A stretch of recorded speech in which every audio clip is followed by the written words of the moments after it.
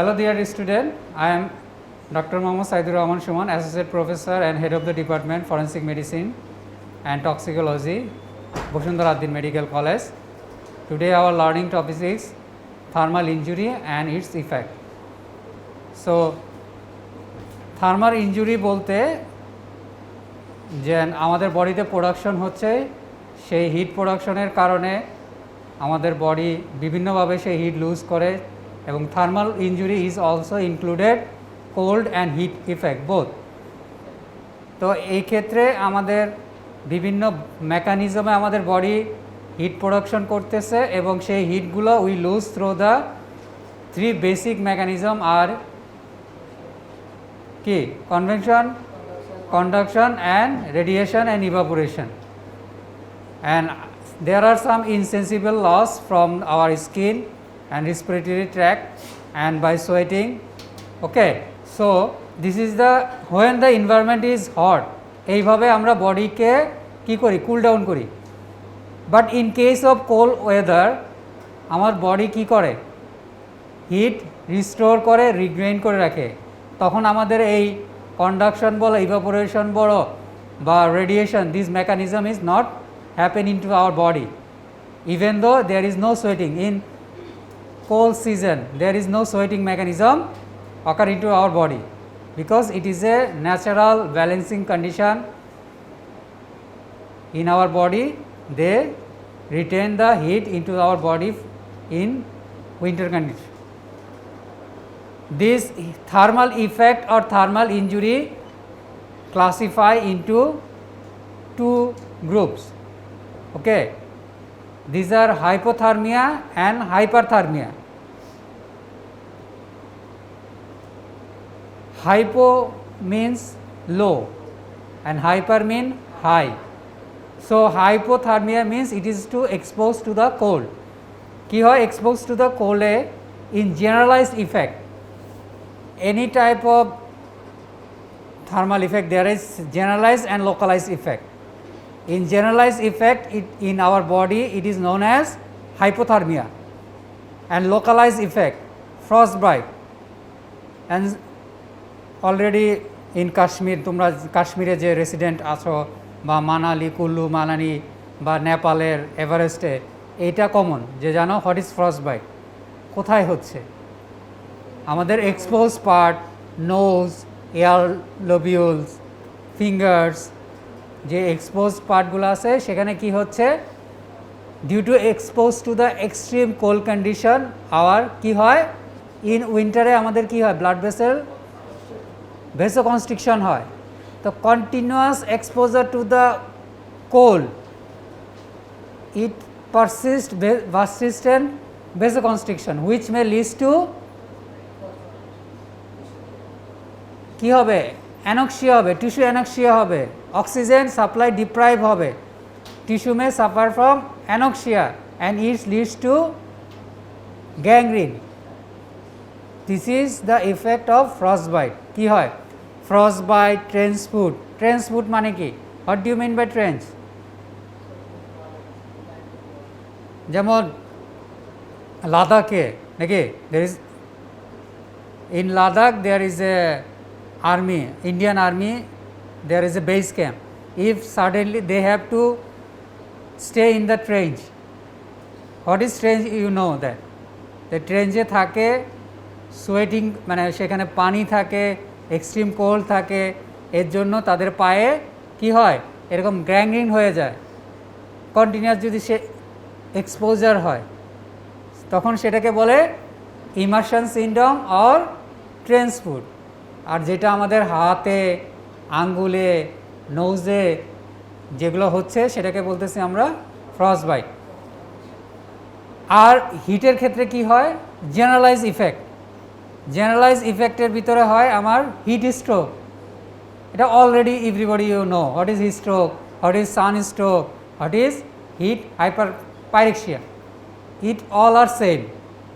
ঠিক আছে, এই পরীক্ষায় কিন্তু তোমাদের হিট স্ট্রোক হিসাবে আসবে না, কি হিসাবে আসতে পারে, হিট পাইরেক্সিয়া, সানস্ট্রোক, এই হিসাবে তোমাদের আসতে পারে।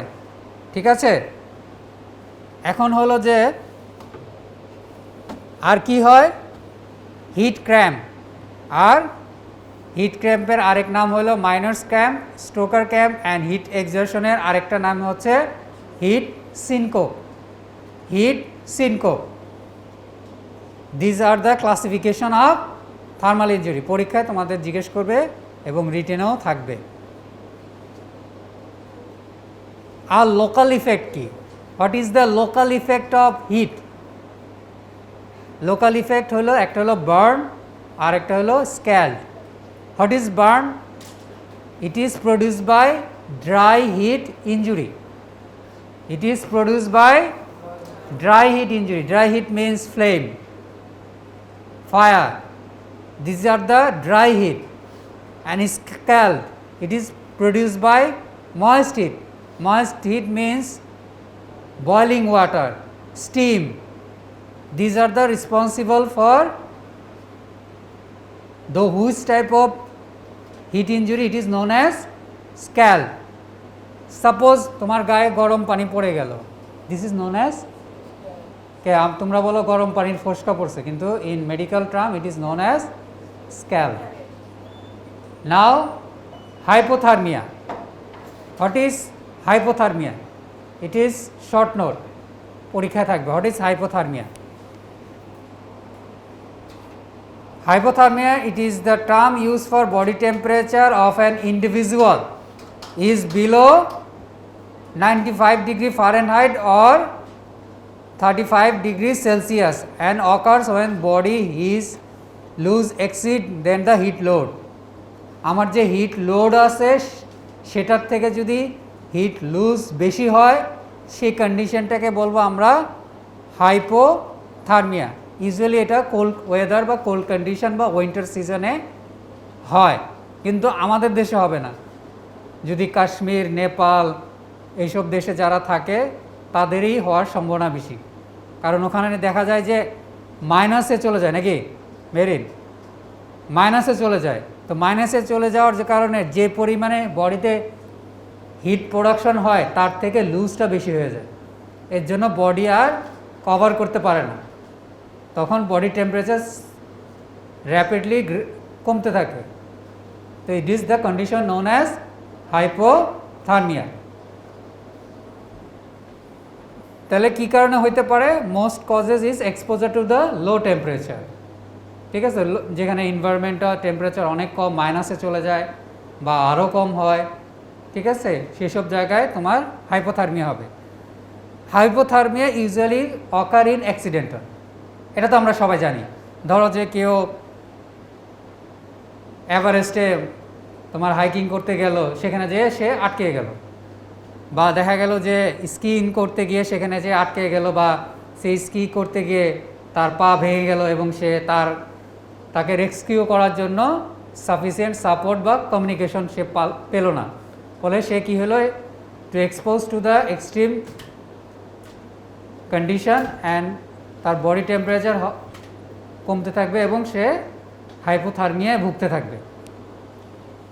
তো কোথায় হয় দেখো, এখানে মেরিন জানবা, এটা তোমাদের নোন। যেমন নেপালে কোথায় হচ্ছে? হিমালয়, হাই অ্যালটিটিউডে হচ্ছে। নর্থ বিহার কোথায় হতে পারে? মেরিন। বিহারে সবচেয়ে ঠান্ডা পড়ে কোথায় জানো? আইডিয়া নাই। উত্তরপ্রদেশ, উত্তরাখণ্ড, কাশ্মীর। উত্তরাখণ্ডের ভিতরেই তো তোমার কুল্লু মানালি, নাকি? তো উত্তরপ্রদেশে পড়তে পারে, কাশ্মীরে পড়বে। This is the place where this condition can be happen. Factor modifying the effect of cold, কাদের কী কী factor is responsible for effecting the this hypothermic condition? Age, usually অ্যাডাল্টরা কী হবে? সাফার করবে না। আমি যে কোনো যেমন তোমাদেরকে পয়জনিংয়ের ক্ষেত্রে বলেছিলাম যে the extreme age will suffer more, এই ক্ষেত্রেও তাই। যে কোনো ক্ষেত্রে, যে কোনো কন্ডিশনে, যে কোনো অ্যাডভার্স কন্ডিশনে extreme age people are suffer more, like extreme age or children, there are suffer more than adult. Duration of the exposure, যত বেশি ডিউরেশন অফ এক্সপোজার হবা তত বেশি এফেক্ট দেখা বেশি পাওয়া যাবে, বেশি হবে।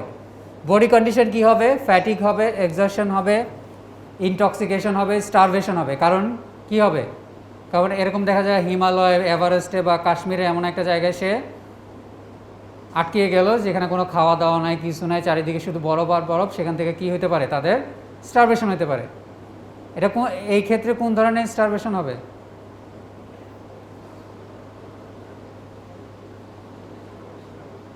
কি অ্যাকিউট স্টারভেশন। আর কি হবে? Cessation of the vital function resulting from the body temperature. কি হয়? ইউজুয়ালি আমাদের কি হয়? ভেসোকনস্ট্রিকশন হয়। ভেসোকনস্ট্রিকশন হলে কি হয়?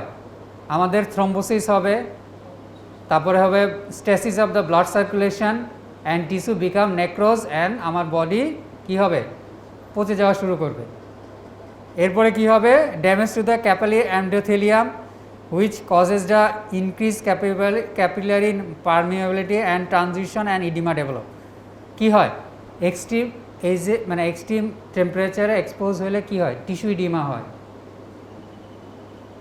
কারণ আমার ব্লাড স্টেসিস হলে যে কোনো জায়গায় ফিজিওলজিতে পড়ছো, যে কোনো জায়গায় স্টেসিস হলে কি হয়? ব্লাড সার্কুলেশন হবে না, সেই জায়গায় স্টেসিস হলে সেখানে ইডিমা ডেভেলপ করতে পারে। আর কি হবে? ব্র্যাডিকার্ডিয়া হবে, রেসপিরেটরি রেট কমে যাবে, অক্সিজেন স্যাচুরেশন কমে যাবে, মেটাবলিজম কমে যাবে, অ্যান্ড এনজাইমেটিক প্রসেস যেগুলো আছে স্লো হয়ে যাবে। এখন আসা হইল frostbite, chilblain or trench foot, all are same. It is a symptom complex in which include local tissue necrosis. Already তো আমি তোমাদের বলেছি যে ফ্রস্টবাইট কমনলি অকার শুধু সোলজারদের না, নর্মাল যারা মাউন্টেনার হাইকিং করে তাদেরও হইতে পারে, ঠিক আছে? বা আর্টিক এরিয়াতে যারা থাকে, আর্টিক এরিয়াতে যেমন ওখানে অনেক যেন সায়েন্টিফিক কাজ হয়, সেখানেও এই ক্ষেত্রে হতে পারে। কেন হয়?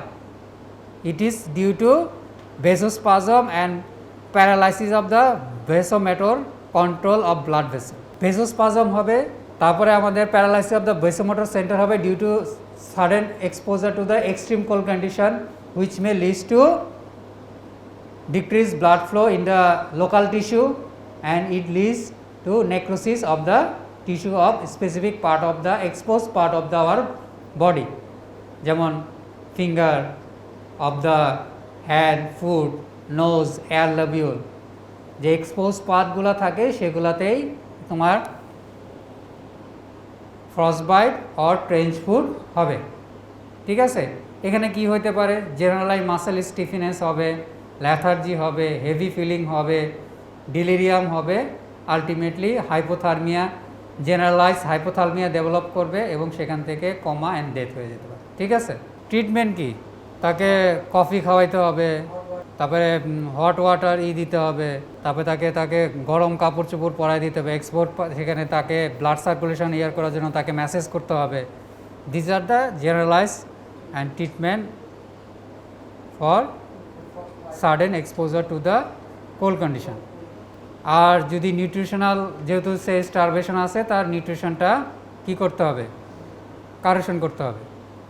আর অ্যাজ এ হোল কি হবে? দ্য পার্টস কি পাওয়া যাবে? বডির বিভিন্ন জায়গায় নেক্রোসিসের পেইল ব্ল্যাকিশ এরিয়া পাওয়া যাবে, বডিটা তোমার টেম্পারেচার সাবনর্মাল থাকবে, আর অল অর্গান আর কি থাকবে? যেহেতু স্টারভেশনে থাকবে, কি থাকবে? কনজেস্টেড থাকবে, কারণ পেশেন্টটা মারা যাবে হাইপোথার্মিয়া অ্যান্ড স্টারভেশন, ঠিক আছে? এটা হলো ইন জেনারেল, বাট তোমাদেরকে বেসিক থিম হলো ফ্রস্টবাইট এবং ট্রেঞ্চ ফুট যদি আসে, কি হয়? Basic mechanism, it is sudden exposure to the very low temperature, freezing condition and exposed part of our body, sudden exposed to the cold which leads to vasospasm and vasoconstriction which leads to decreased blood supply into our exposed part and leads to necrosis of the exposed part of our body. এতটুকু মনে রাখলেই দুইটার answer same. Trench ফুটের ক্ষেত্রে ফুটের কথা লিখবা, frost বাইটের ক্ষেত্রে সবগুলা, ফিঙ্গারও আসবে, হ্যান্ডের ফিঙ্গারও আসবে, ফুটও আসবে, নোজও আসবে, অ্যালোভিওলও আসবে, ফ্রস্ট বাইট। আর ট্রেন্স ফুটের ক্ষেত্রে শুধু ফুট, কিন্তু বেসিক মেকানিজম ইজ ভেসোকনস্ট্রিকশন অ্যান্ড ভেসোস্পাজম। ঠিক আছে, এটা হলো ইন জেনারেল নলেজ দেওয়ার জন্য।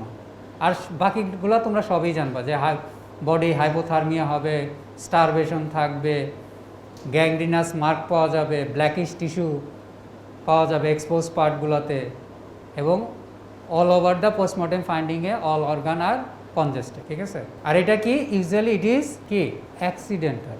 সুইসাইডাল কি হইতে পারে? হইতে পারে।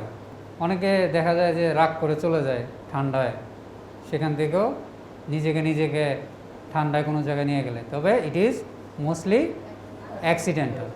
আবার হোমিসাইডালও হয়। ধরো একজন বুড়া মানুষ, তাকে নিয়ে এমন এক জায়গায় রেখে দিলে কোনো ট্রান্সপোর্ট নাই, মেরিন মানে কাশ্মীরের এমন কোন জায়গা আছে কোনো ট্রান্সপোর্ট নাই, জায়গার নাম বলতে পারবা? সেটা তো জানি, জায়গার নাম বলো। জানো না? লাদাখে গেলে হবে। লাদাখের পরে কি আছে?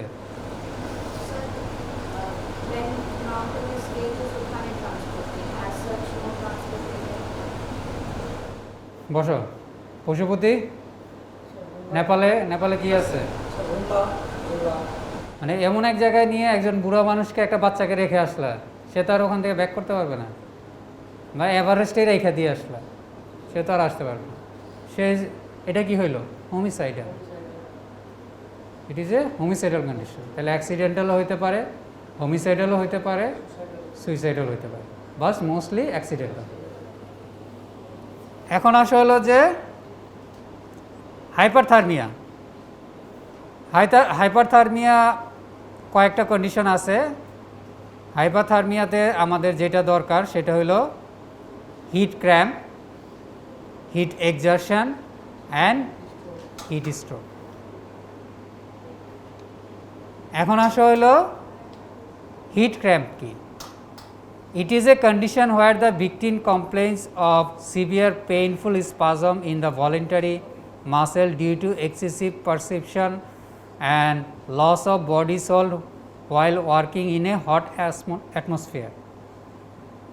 এই যে আমাদের আজকে তো এত গরম নাই, সপ্তাহ দুয়েক আগে প্রচণ্ড গরম ছিল।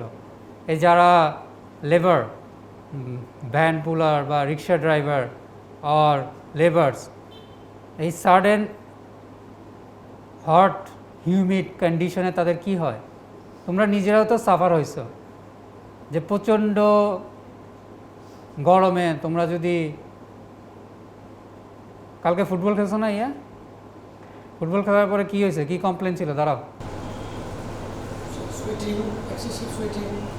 আর এটা তো সোয়েটিং তো normal phenomena, after effect of sweating,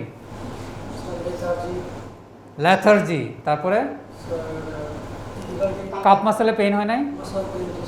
this is for hit, মানে এক্সেসিভ লুজ অফ ওয়াটার, যখন আমাদের বডি থেকে সল্ট বের হয়ে যাবে, it is responsible for our muscular activities and over activity of muscle during hot condition it May leads two hit cramp. বলে না, hit ক্র্যাম্পে খেলোয়াড় আর খেলতে পারে না, ক্রিকেটার কী হয়, মাসেল পুল করে, পেইন হয় মাসেলে, ল্যাথার্জি হয়ে যায়।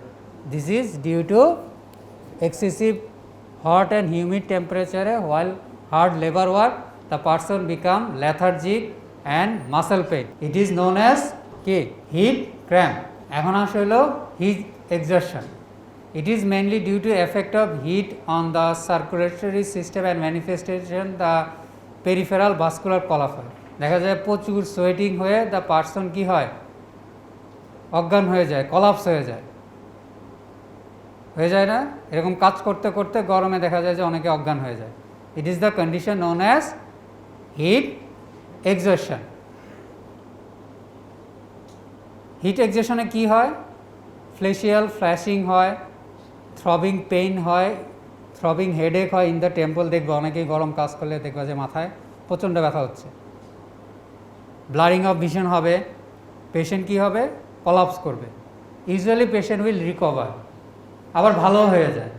তুমি যদি ফার্স্ট এইড দাও, immediately the patient will recover as quickly as possible. এখন আসে হলো heat stroke or heat hyperpyrexia, sunstroke or thermic fever. অনেকগুলো নাম, তবে ইউজুয়ালি তোমাদের জন্য বেশি ইম্পর্টেন্ট যেই নামগুলোতে পরীক্ষায় থাকে সেটা হলো হিট স্ট্রোক অর সানস্ট্রোক, আরেকটা হিট হাইপারপাইরেক্সিয়া। এখানে কি হয়, তোমার body temperature due to sudden exposure to the কী হয়, হট টেম্পারেচারে কি হয়, তোমার আমাদের যে থার্মো রেগুলেটরি সেন্টার আছে, দুতরার কথা মনে আছে, দুতরা কী হইতো, সোয়েটিং মেকানিজম স্টপ হয়ে যেত আর থার্মো রেগুলেটরি সেন্টারকে ইনহিবিট করে রাখতো দুতরা, নাকি নাকি ভুলে গেছো? সামথিং লাইক সেম অ্যাজ এটার এরকম হয়। আমাদের সোয়েটিং হয় না, আমাদের বডির টেম্পারেচারের সাথে ব্যালেন্সিং করার একটা আল্লাহর প্রদত্ত একটা good mechanism is sweating mechanism. এই যে আমার প্রচণ্ড গরমে অনেক ঘামায় আমার বডিটা ঠান্ডা হয়ে যায়, যায় না? ইট is the maintain the equilibrium with our body temperature with environment. In case of heat stroke or sunstroke, the sweating mechanism is not working and our hypothalamus is responsible for maintaining the regulating the heat condition. এই due to high temperature exposure হওয়ার কারণে our thermoregulatory center cannot work. তো একদিকে thermoregulatory center কাজ করতে পারতেছে না, আরেকদিকে সোয়েটিং অফ, তাহলে কি হবে, excessive heat accumulate in our body. তো সে পার্সনটা কী হবে, এক্সেসিভ হিটের কারণে বডিতে সে কি কলাপস হয়ে যাবে, ফিভারের মতো দেখা দিবে। আর হিট এক্সারশন আর হিট ক্যাম্পে কী ছিল, সোয়েটিং হয়ে বডি কি হবে, সোয়েটিং হলে বডি কি হয়, ঠান্ডা হয়ে যাবে। কি এখন তুমি আমাকে বলো, তুমি বসুন্ধরা আদ-দিন মেডিকেল কলেজে ইন্টার্ন আর মেডিকেল অফিসার হিসাবে আছো, কিভাবে বুঝবা একটা হিট স্ট্রোকের পেশেন্ট আর একটা হিট এক্সারশনের পেশেন্ট? বডি ধরে কিভাবে বুঝবা, এটা বডিকে অবজার্ভ করে কিভাবে তুমি বুঝবা ইট is A case of heat exertion or hit cramp and another case is heat stroke or sunstroke. Body temperature is cool and sweat, ভিজা থাকবে, ঠান্ডা থাকবে, ঠিক আছে। হিট স্ট্রোক আর সানস্ট্রোকের ক্ষেত্রে আমাদের বডিটা থাকবে ড্রাই এবং টেম্পারেচার থাকবে অনেক বেশি। And in case of heat exertion or heat cramp, temperature is subnormal and body is moist. This is the basic difference which help you to identify which is heat exertion and which is sunstroke. What will be the treatment of heat exertion? Already body temperature is low down because already I explained you the body temperature is subnormal. Sweating এর কারণে সে কী হবে, তার body যদি তোমার excessive sweating হয় তার বডিতে কী loss হয়, ওয়াটার লস হয়, ডিহাইড্রেশন হয়। তাহলে সেই ক্ষেত্রে আমরা কি বলি, নর্মাল স্যালাইন তাকে সাবমিট করতে হবে। আর আমরা ইউজুয়ালি তোমাদের ইন জেনারেল, তোমাদেরকেও আমি ইন জেনারেল অ্যাডভাইস করব, প্রচণ্ড গরম, বাসায় সবাই একটা করে অনেকগুলো প্যাকেট ওআরএস রাখবা। সোয়েটিং হচ্ছে, বাসায় যে এক গ্লাস ওআরএস খেয়ে ফেলবা, দেখবা যে বডির যে পেইন, টায়ার্ডনেস সব চলে যাবে। তোমরা বাসায় গেলে প্রচণ্ড টায়ার্ড ফিল করো না, হোস্টেলে গেলে গরমে যখন ওয়ার্ড থেকে ব্যাক করো বা হেঁটে যাও, কেন করো? Due to excessive loss of water and salt. If you intake the normal saline or ORS, it will help you to feel better. কারণ আমার বেসিক মেকানিজম কি, উই লস্ট ওয়াটার অ্যান্ড সল, তাকে আমাকে কি করতে হবে, ওয়াটার অ্যান্ড সল রিপ্লেস করতে হবে। এইটাই হলো হিট এক্সারশনের ট্রিটমেন্ট, বুঝতে পেরেছ? This is the main treatment for the heat exertion. What is it? Fluid replacement with electrolyte. Heat স্ট্রোকের ট্রিটমেন্ট কী করবা? তাকে বডিটাকে কুল ডাউন করতে হবে, অনেক বেশি টেম্পারেচার, তাকে কুল ডাউন করতে হবে, তাকে আইস বাথ দিতে হবে, ঠিক আছে? তাকে টেম্পারেচারটাকে জামা কাপড় খুলে দিয়ে তার বডিটাকে ঠান্ডা হওয়ার সুযোগ দিতে হবে, এসি রুমে যেতে হবে, বেশি টেম্পারেচার থাকলে তাকে বাথটাবে আইস দিয়ে তাকে আইস বাথ দিতে হবে বা কোল স্পঞ্জিং করতে হবে। This is the main treatment for hit stroke. এখন তো বুঝছো, ধরো রাস্তায় একজন পেশেন্ট পেলা, হাত দিয়ে বুঝবা প্রচণ্ড গরমে, তাহলে তো তাকে ফ্লুইড দিলে কিন্তু তার আরও সমস্যা হবে, তার ফ্লুইড কিন্তু লস হয় নাই, তাহলে ওই পেশেন্টের কী হবে, ফ্লুইড ওভারলোড হয়ে কী হবে, কার্ডিয়াক ওভারলোড হয়ে যাবে, কার্ডিয়াক ফেলিওর হতে পারে। তাকে কি করতে হবে, আমাকে টেম্পারেচার ডাউন করতে হবে বাই আইস বাথ। কিন্তু যার অলরেডি টেম্পারেচার সাবনর্মাল, কুল ডাউন, তারে যদি এখন ডিহাইড্রেটেড সোয়েটিংয়ে তাকে যদি ফ্লুইড না দাও, সে তো হাইপোভলিমিয়ায় মারা যাবে। তাকে ফ্লুইড রিপ্লেসমেন্ট করতে হবে, ইলেকট্রোলাইট রিপ্লেসমেন্ট করতে হবে, ঠিক আছে? This is the treatment of কি, this is the basic concept of heat stroke, heat exertion, heat hyperpyrexia. This is, তোমরা তোমাদের রেডি থেকে এটা পড়বা। এই তিনটা টপিকস রিটেনে ভাই অনেক বেশি জিজ্ঞেস করে, আর ভাই আমি যে বেসিক কনসেপ্টটার কথা বললাম এটাই জিজ্ঞেস করবে যে হিট এক্সারশনে কি হচ্ছে, হিট স্ট্রোকে কি হচ্ছে, এবং এইটার ট্রিটমেন্ট কি, ওইটার ট্রিটমেন্ট কি, বুঝতে পেরেছ? এখন আসা হলো যে বার্ন, ঠিক আছে? বার্ন কি? বার্ন হলো যে তুমি যদি কোনো জায়গায় দেখো, ওখানে ডেফিনেশন আছে, বার্ন ইজ এ কি হয়, application of heat, flame or heated solid body, okay, or exposed to the chemical substance. পেয়েছ? তাহলে এখান থেকে বলো বার্ন কী কীভাবে হইতে পারে। অলরেডি আমরা একটা বার্ন পড়ে ফেলছি, সেটা কি বার্ন বলো তো? Very good, acid burn.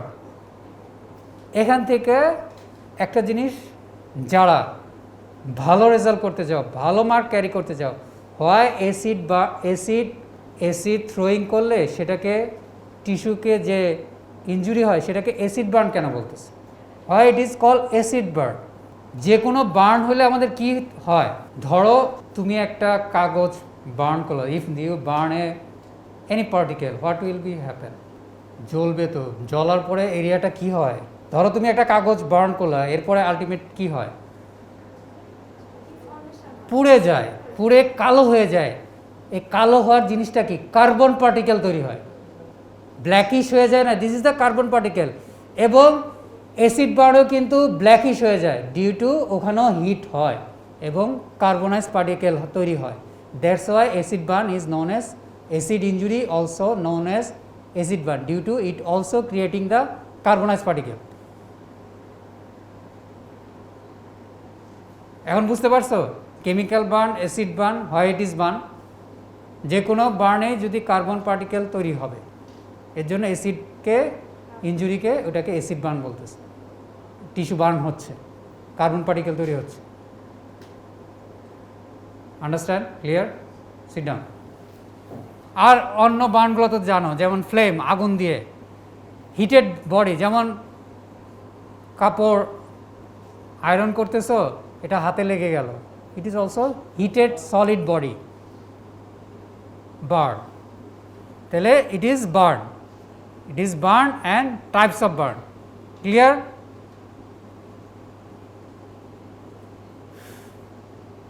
আরেকটা কি আছে, স্ক্যাল্ড। স্ক্যাল্ড কি? steam, hot air or liquid or boiling point any fluid, if the body exposed, the tissue will destroy. It is known as scald. তোমাদের পরীক্ষায় একটা ইম্পর্টেন্ট সেটা হলো what are the difference between burn and scald. পেয়েছো? বার্নের side, first point কি? At the side. Am I right? Side কি হবে? এদিকে তাকাও।